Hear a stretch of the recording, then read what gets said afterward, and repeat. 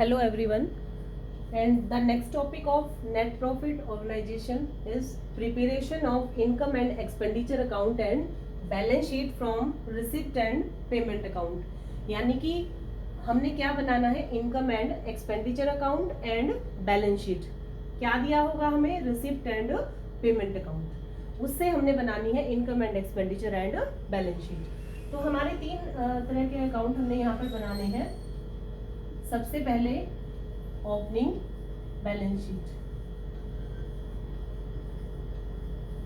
Second number पर है income and expenditure account,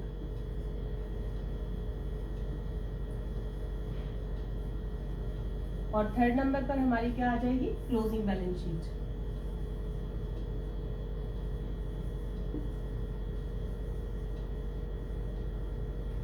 closing balance sheet.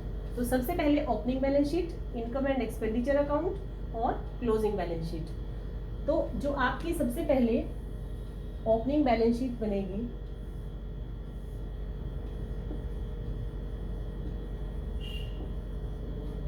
Question में आपको इसके रिगार्डिंग इंफॉर्मेशन दी होगी, एसेट्स और लायबिलिटीज वो आपको दे रखी होगी. तो जो भी एसेट्स हैं वो हम एसेट साइड में दिखाएंगे, जितनी भी हमारी लायबिलिटीज हैं वो लायबिलिटी साइड में आ जाएगी. इस साइड हमारी एसेट्स.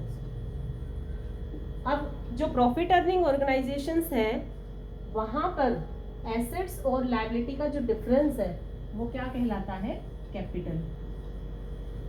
लेकिन नॉट फॉर प्रॉफिट ऑर्गेनाइजेशन में ये डिफरेंस हमारा कैपिटल ना कहलाकर क्या कहलाता है, कैपिटल फंड. तो मेन ऑब्जेक्टिव हमारा ओपनिंग बैलेंस शीट बनाने का क्या है कि हमें क्या निकालना है यहाँ पर, कैपिटल फंड. और ये हमारी बैलेंस शीट का टोटल. तो ये हमारी ओपनिंग बैलेंस शीट आपको इस तरीके से बनानी है. मेन पर्पस क्या है बनाने का, हमें क्या फाइंड आउट करना है यहाँ से, कैपिटल फंड. और ये कैपिटल फंड कहाँ पर लेकर जाएंगे हम, किस लिए हमने निकाला. अब हम सबसे लास्ट में जो हमारी क्या बनेगी, क्लोजिंग बैलेंस शीट. ठीक है. ओपनिंग बैलेंस शीट के बाद हमें क्या बनाना है, इनकम एंड एक्सपेंडिचर अकाउंट. उसके बाद क्लोजिंग बैलेंस शीट बनेगी. इनकम एंड एक्सपेंडिचर अकाउंट, यहां पर जैसे आप प्रॉफिट एंड लॉस में दिखाते हो, for the year ending on, year जो आपको दिया होगा तो ईयर यहाँ पर आप मेंशन करेंगे. मान लीजिए 31 मार्च 2019 है तो हम यहाँ पर मेंशन कर देंगे. तो ये हमारी क्या होगी, एक्सपेंडिचर. डेबिट साइड में क्या आ जाएंगे, एक्सपेंडिचर अमाउंट, इनकम अमाउंट. ठीक है. और बैलेंस शीट का परफॉर्मा आप जानते हैं, इधर हमारी क्या आ जाती है, लायबिलिटीज, अमाउंट, एसेट्स, अमाउंट. तो हम बात कर रहे थे कि ओपनिंग बैलेंस शीट से जो कैपिटल फंड हमने कैलकुलेट किया है इसको कहाँ लेकर जाएंगे, इसको हम कहाँ लाएंगे, लायबिलिटी साइड में. क्लोजिंग बैलेंस शीट की लायबिलिटी साइड में क्या लिखेंगे, कैपिटल फंड. ठीक है. तो इसका ट्रीटमेंट हमने इस तरीके से करना है. कैपिटल फंड को हम क्लोजिंग बैलेंस शीट में कैपिटल फंड लायबिलिटी साइड में दिखाएंगे. उसके बाद इनकम एंड एक्सपेंडिचर अकाउंट आप जो बनाएंगे, इसको बनाने का पर्पस क्या है, सारे एक्सपेंडिचर आप यहाँ लिखोगे. ठीक है. इनकम यहाँ पर लिखोगे. कौन से एक्सपेंडिचर, करंट ईयर, ये एक्सपेंडिचर आपके करंट ईयर के होने चाहिए, पहली बात. दूसरा, रेवेन्यू नेचर के जितने भी एक्सपेंडिचर होंगे वो एक्सपेंसेस यहाँ पर आएंगे. कैपिटल नेचर के एक्सपेंसेस को बैलेंस शीट में ले जाया जाता है. इसके बाद इनकम साइड में सेम इनकम आपकी करंट ईयर की होगी और रेवेन्यू नेचर की.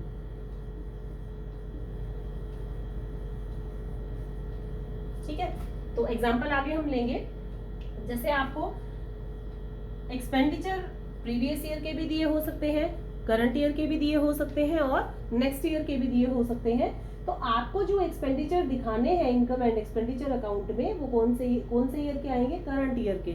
अगर नेक्स्ट ईयर का जो कोई एक्सपेंसेस इनमें इंक्लूड है तो आप उसको क्या कर देंगे, माइनस कर देंगे।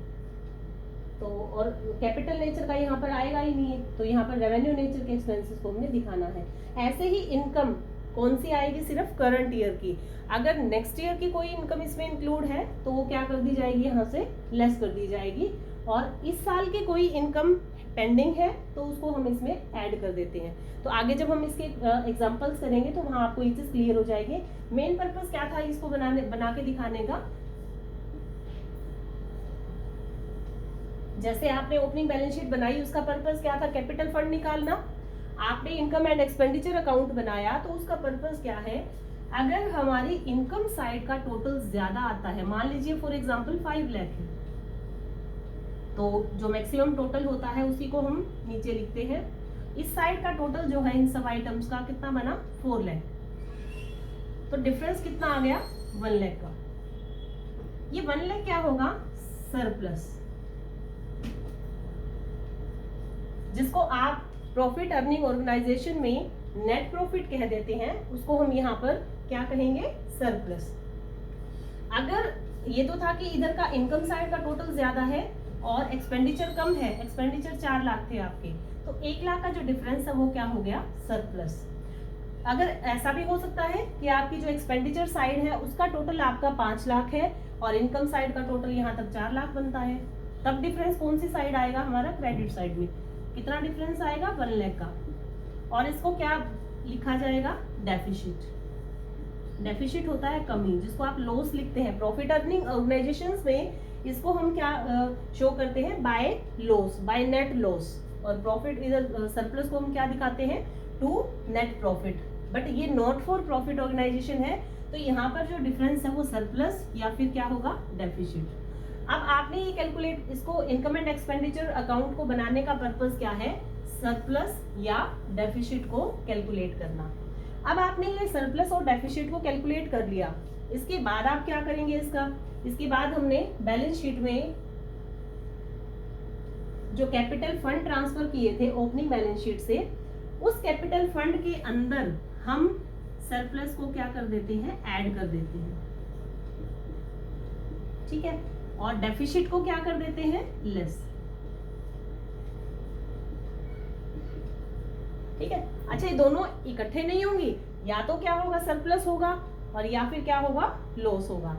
ऐसा नहीं है कि दोनों सरप्लस भी है और डेफिसिट भी है, ये तो सिर्फ दिखाने का आपको परफॉर्मा है ये, तो उसमें दोनों चीजें बतानी पड़ेंगी आपको। लेकिन या तो सरप्लस होगा या फिर डेफिसिट। सरप्लस है तो ऐड कर दीजिए, डेफिसिट है तो उसको क्या कर दिया जाएगा, लेस कर दिया जाएगा। तो ये है, तो हमने इनकम एंड एक्सपेंडिचर अकाउंट भी यहाँ पर बना दिया।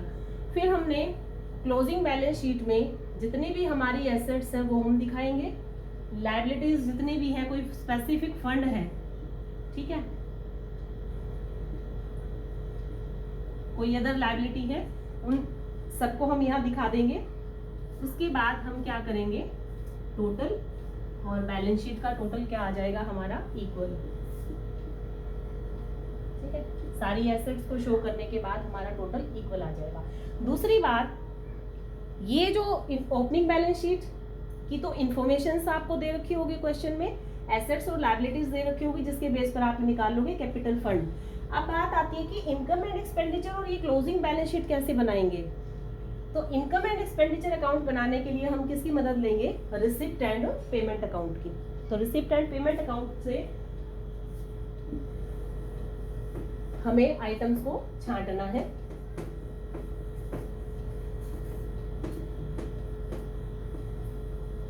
ये पर्पस था कि किस लिए हम बना रहे हैं, और अब हमने बनाना किस तरीके से है वो चीज देखते हैं, ठीक है। तो आपको क्या दिया होगा, receipt and payment account, receipt and payment account. तो रिसिप्ट एंड पेमेंट अकाउंट हमारा रियल अकाउंट है, कैश अकाउंट की तरह बनता है। डेबिट साइड में सभी रिसिप्ट्स आ जाती हैं, रिसिप्ट्स, अमाउंट, पेमेंट्स और अमाउंट, ठीक है, तो सभी हमारी रिसिप्ट्स डेबिट साइड में और सभी पेमेंट्स हमारी क्रेडिट साइड में। रिसिप्ट एंड पेमेंट अकाउंट की शुरुआत कहाँ से होती है? टू बैलेंस पीडी, कैश और बैंक के ओपनिंग बैलेंस से इसकी क्या होती है? स्टार्टिंग होती है। और इसको बनाया किस लिए जाता है लास्ट में? बाय बैलेंस सीडी, कैश और बैंक का क्लोजिंग बैलेंस निकाल लिया जाता है रिसिप्ट एंड पेमेंट अकाउंट को बनाकर। अब क्वेश्चन में आपको ये दिया होगा, ऑलरेडी गिवन होगा रिसिप्ट एंड पेमेंट अकाउंट, उससे हमने opening balance sheet, income and expenditure account और क्लोजिंग बैलेंस शीट को बनाना है। तो ओपनिंग बैलेंस शीट, अब देखो कैश और बैंक का जो ओपनिंग बैलेंस है वो कहाँ पर जाएगा? ओपनिंग बैलेंस शीट में। कौन सी साइड में? एसेट साइड में। आप कैश और बैंक का बैलेंस कौन सी साइड दिखाते हो? एसेट साइड में।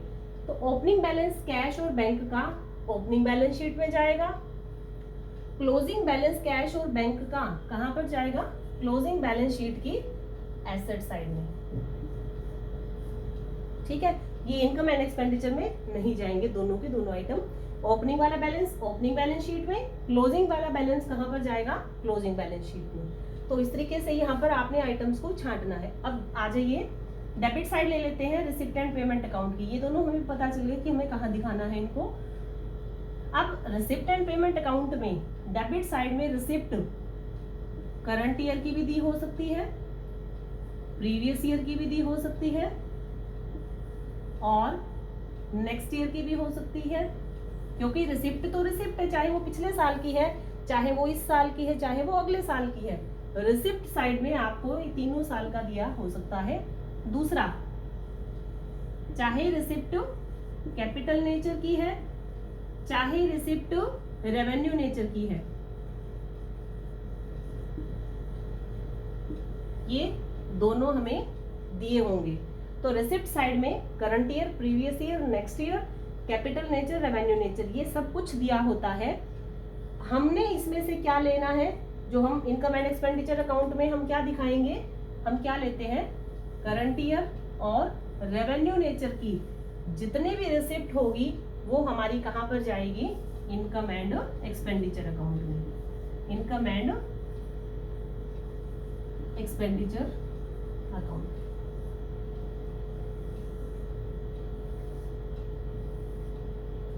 क्या कंडीशन बताई कि एक तो क्या हो? करंट ईयर की हो और दूसरी क्या हो? Revenue nature. अब आप ये देखिए कि रिसिप्ट साइड के आइटम को हम इधर दिखाएंगे या इस साइड दिखाएंगे? इधर का मतलब ये क्या है? Expenditure side.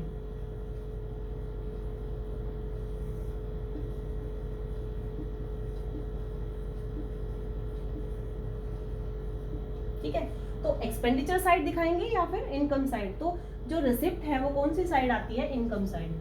तो करंट ईयर की होनी चाहिए और रेवेन्यू नेचर। तो रेवेन्यू नेचर में आप एग्जांपल लो, जैसे हमारा जो सब्सक्रिप्शन है, ठीक है, सब्सक्रिप्शन हो गया, एंट्रेंस फीस हो गई,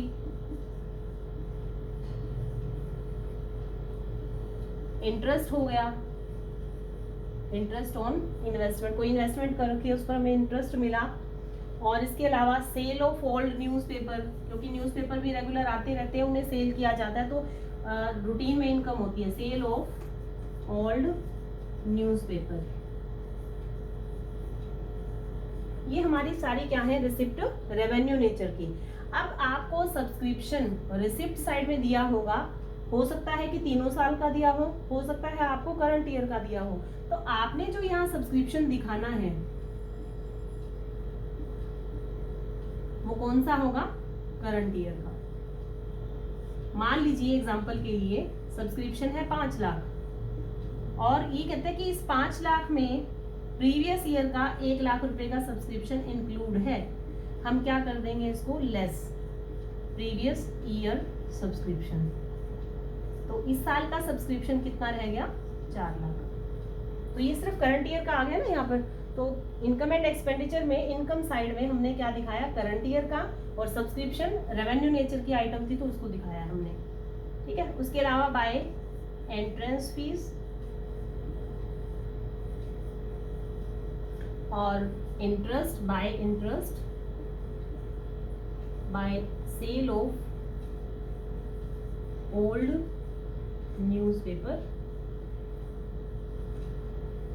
ठीक है, तो हमने क्या किया, रिसिप्ट एंड पेमेंट अकाउंट की डेबिट साइड ले ली, डेबिट साइड में करंट ईयर छांट लिया हमने, और उसके बाद रेवेन्यू नेचर, और उसको कहाँ शो किया हमने, इनकम एंड एक्सपेंडिचर अकाउंट की इनकम साइड में। अब नेक्स्ट आ जाता है पेमेंट साइड। ठीक है, तो जितनी भी पेमेंट्स होंगी वहां पर पेमेंट भी आपको प्रीवियस ईयर की हो सकती है, करंट ईयर की हो सकती है, नेक्स्ट ईयर की हो सकती है, कैपिटल नेचर की हो सकती है, और रेवेन्यू नेचर की पेमेंट हो सकती है। तो यहाँ पर भी आपको प्रीवियस ईयर, करंट ईयर और नेक्स्ट ईयर, कैपिटल नेचर और रेवेन्यू नेचर। ठीक है, तो आपको अब इसमें से छांटना है, क्या चीज छांटनी है, एक तो क्या हो, करंट ईयर का हो एक्सपेंसेस या पेमेंट, और दूसरा रेवेन्यू नेचर का। वो हमारा कहाँ पर आ जाता है, एक्सपेंडिचर साइड में। करंट ईयर का होना चाहिए और रेवेन्यू नेचर का।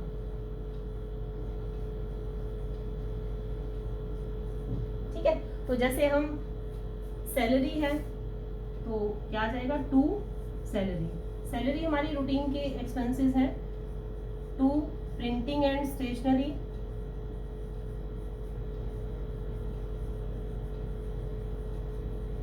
To rent, to telephone expenses. ये सब हमारे कौन से हैं। अच्छा, जैसे आप प्रॉफिट एंड लॉस अकाउंट बनाते थे प्रॉफिट अर्निंग ऑर्गेनाइजेशन में, आप क्या करते थे, सैलरी 1000 रुपीज पर मंथ के हिसाब से है, तो टोटल सैलरी कितनी बनी साल की, 12,000, और सैलरी की पेमेंट की हुई है 15,000। हम क्या करते थे, adjustment, less salary paid in advance, advance salary 3000, तो यहाँ पर हम 12,000 ही दिखाते थे, तो यहाँ भी आपने सेम, क्योंकि हमें क्या लेनी है, केवल करंट ईयर की। 15,000 में तो नेक्स्ट ईयर की सैलरी भी शामिल है जो आपने पे की है, तो आपको सिर्फ इस साल की दिखानी है, तो यहाँ पर कितनी सैलरी आ जाएगी, 12,000। ठीक है, तो ये है। और इसके बाद जितने भी खर्चे आपके करंट ईयर के हैं और रेवेन्यू नेचर के हैं। ठीक है, तो न्यूज़पेपर का बिल पे किया, न्यूज़पेपर को सेल किया तो इनकम हो जाएगी, इधर आ जाएगी। न्यूज़पेपर के बिल की पेमेंट हुई है तो वो इधर आ जाएगी।